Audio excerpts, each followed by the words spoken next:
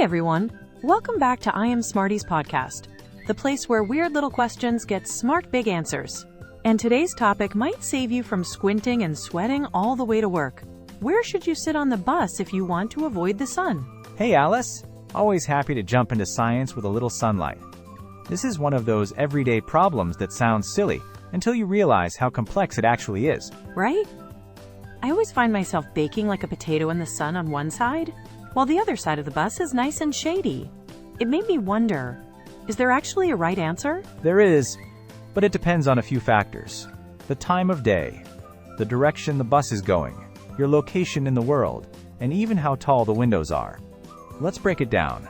Okay, go on. Hit me with bus geography. Alright, first, let's look at the sun's path. In most places north of the equator, the sun rises in the east and moves across the southern part of the sky before setting in the west. That means it shines from the right side of the bus in the morning if you're heading west, and from the left side in the afternoon if you're heading east. So if I'm going east in the morning, the sun is on my back? Exactly. The sun would be behind you, hitting the back of the bus. But if you're going west, it's in front, and probably blasting your side window. That's why morning sun hits the south-facing side, and afternoon sun hits the north-facing side, generally speaking. Wait, south and north? I thought we were talking left and right. Good point. And here's the connection. If you're in a country like the US and you're taking a city bus that travels mostly east-west, then morning ride heading west equals sit on the left side for shade. Afternoon ride heading east equals also sit on the left side for shade. In other words, left side is usually shadier because the sun moves through the southern sky. Okay, so if I want shade, sit on the left? Most of the time, yes, especially in the northern hemisphere, but it flips in the southern hemisphere, like in Australia or Argentina, where the sun moves through the northern sky. So there, you'd want to sit on the right side to avoid sunlight during most of the day. Whoa, I never thought about hemisphere rules for public transport. So this is all about sunlight angles? Exactly, and buses are like moving sunrooms. Lots of windows, no curtains. So even a small angle of sunlight can make a big difference in how hot and bright your seat feels. And I guess bus drivers never adjust the angle just to make it more comfortable? Unfortunately not. Bus routes are designed for efficiency, not for solar comfort. But there's one more trick you can use. Ooh, I love tricks. Go on. Look at the time of day and your shadow. If the sun is hitting the back of your head while waiting at the bus stop, it'll also hit the same side once you sit. So just sit on the opposite side of your shadow. That's brilliant. Shadow logic.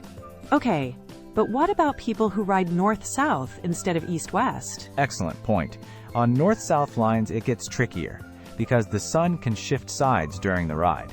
But still, the rule of thumb is, in the morning, sit west-facing, left side if you're heading south. In the afternoon, sit east-facing, right side if you're heading north. It's not perfect, but you'll usually end up on the cooler side. I love how you made this into a science-based survival guide. So, left side is the MVP for shade? In most northern hemisphere cities, yes. But always use your shadow. Check the route direction. And if all else fails, just follow the passengers who don't look sweaty. Amazing. Next time someone asks why I changed seats, I'll say, sun trajectory optimization. Exactly, that's the Smarty way. Now I'm curious. Have people ever studied this kind of thing? Like, do urban planners or transit designers ever consider the sun? Funny you ask. While sun exposure isn't the top priority in bus design, it does come up in transit ergonomics. Some cities have experimented with tinted windows, UV protective glass, or even directional route planning to reduce sun impact during peak hours. But most of the time, it's the riders who adapt, not the buses. So basically, we become human sundials with backpacks. Pretty much. And actually, this brings up another point. Window height and position matter too. Modern buses often have larger windows, which means more light, but also more heat. Older models sometimes have smaller, higher windows, which can reduce the direct sunlight on your face. So sitting low in the seat can actually help? Sometimes, yes, especially in midday when the sun is high. Also, window tint can make a surprising difference. Some seats look sunny but feel cool because of that. This is next level bus science. What about seasons? Does winter sunlight matter? Absolutely. In the winter, the sun sits lower in the sky, which means it shines more horizontally through bus windows. So you might feel more glare in the winter, especially during the morning and late afternoon. That's why you'll notice people switching sides in summer versus winter, without even realizing why. Whoa, I've definitely done that without noticing. It's instinctive. Humans naturally seek comfort, and we start picking up on these patterns subconsciously. I love this, like a whole hidden logic behind where we sit. Exactly. It's not just seat availability, it's seat psychology. Smarty, you're turning my morning commute into a science adventure. That's what I'm here for.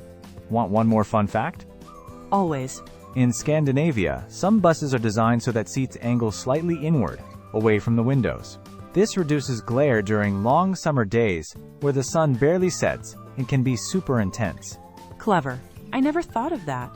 And in desert countries like the UAE, many public buses have heavy tinting and even curtains, because sunlight isn't just annoying, it's dangerous there. Okay, so to sum it up, if I want to avoid getting roasted on my ride, here's your cheat sheet. Check your direction of travel. Remember that in the northern hemisphere, the sun shines from the south, so sit on the left for shade most of the time. Use your shadow at the bus stop. Sit on the opposite side of where it hits you. Watch for window tint and seat height. And don't be afraid to switch seats if the sun starts chasing you. I love it. You've officially turned me into a shade detective. Mission accomplished. Stay shady, Alice. Thanks for the sunlight survival guide, Smarty. And for everyone listening, next time you hop on a bus, look around. Where are the smart people sitting? That's right. They're not just sitting. They're calculating. Before we wrap up, I have to ask, has anyone ever done something weird just to avoid the sun on a bus? Oh, definitely. There are stories of commuters bringing mini umbrellas or even taping newspapers to the window with chewing gum. Not recommended, by the way. Ha! That's some next level sun avoidance.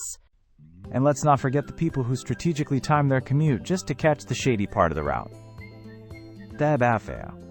In big cities, you'll even find online forums where people share the best seats on specific routes, like Route 27, 5:30 p.m., row 6 left side. You're kidding. Not at all. There's even a term in Japan for riders who choose spots based on sun and noise. It's part of commute optimization. Amazing. I love that people turn everyday routines into research projects. Exactly. And that's what we do here too. Turn small questions into fascinating conversations. Okay, Smarty, let's give our listeners a fun challenge. Go for it. Next time you get on a bus, check the sun. Think about the direction you're heading. Use your shadow. Then pick your seat and see if you stay in the shade. And let us know if the rule worked. Yes. Tag us. Message us. Or even shout, "Smarty saved me from the sun," on your ride. Please do. It would make my week. Mine too. And hey, even if the sun wins, now you know why it did. Knowledge is shade. I love it. All right, folks. Thanks for riding with us on another curious adventure. Whether you're commuting, relaxing, or just tuning in for fun, we're glad you joined. Don't forget to follow, share the show with your curious friends, and come back next week for another surprisingly smart episode. Until then, stay cool, stay curious, and stay on the shady side. Bye, everyone.